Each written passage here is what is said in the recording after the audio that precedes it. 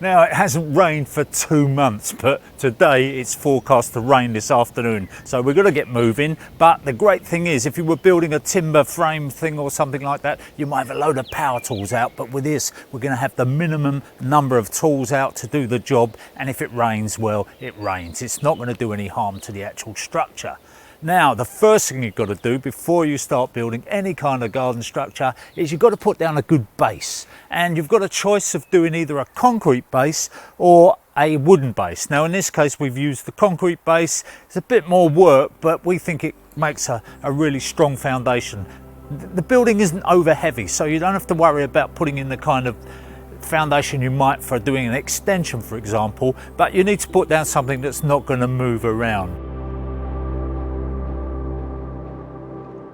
Now, it depends on the ground how you go about preparing it, and it also depends on what kind of garden room you're using. Now, the garden room we're putting up here is a lightweight structure, so we don't need a fantastic foundation, which is just as well because this dig is very hard going. We've got a couple of big old trees in the way. The roots have gone through here, and the lads have been working away, grubbing those roots out. It's been a real job, but you can't skimp on it. You've got to keep going and get down to something decent. Now, ideally, I would take another foot out of this, say another 300 millimeters out of this, to get rid of this vegetable top, which is the decomposing matter, and get us down to something a bit more solid. But actually, when you bang the adze in there, it doesn't actually compact that much. So I think by the time we got some rubble hardcore down on here, we compact that and we go over the top with a concrete and a reinforcing mesh, that it's going to be fine. It's going to be all right. You can never tell what's going to happen with trees, and obviously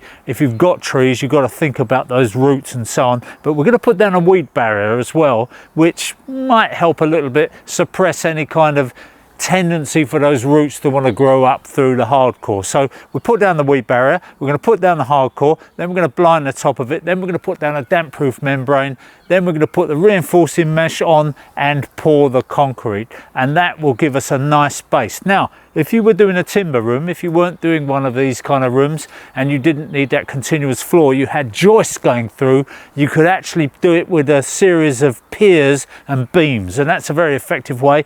Dig holes, pour concrete into those holes, and just bring a pier up either in brickwork or a pipe, so you've got some level places to put your wooden joists onto. So that works well. That means you've got an airspace underneath it, which is highly desirable if it's timber, but be aware that you can get foxes and other animals living under there, and that can become a bit of a problem after a while. So if you're going to do that, then maybe you put yourself a bit of chicken wire around the edge, bury that into the ground slightly so that the foxes aren't tended to burrow underneath it, and then you can have that clear space underneath. But it really depends on the weight of the room, what kind of room you've got, and the ground conditions. And be aware of flooding. If you've got an old clay garden and you get a lot of waterlogged ground, you want the garden room to be a little bit higher off the ground. Now, while I'm on the subject of height, work out you need a maximum of 2.5 meters at the boundary, so you make sure that your garden room foundation doesn't put that above the 2.5 meter mark. In this case, we're absolutely fine. We measured it through and we'd be well within those parameters.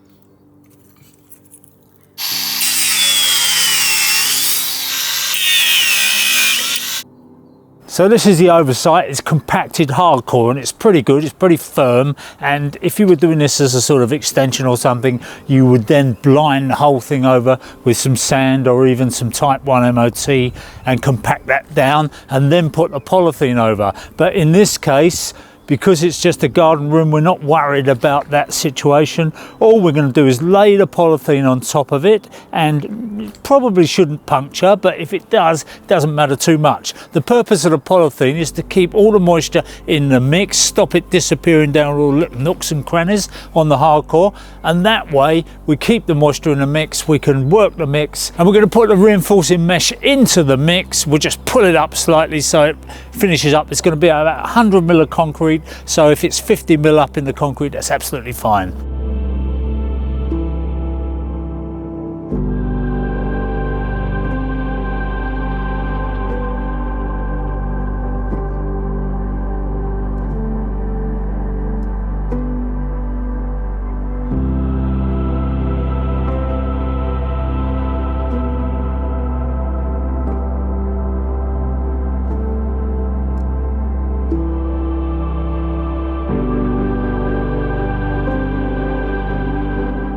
If you start right, you finish right. If you've got it level, everything will fall into place, and if you don't have it level, you're going to be making adjustments all the way up. It never works. So get it level, get the dimensions right, and then everything else should just fall into place.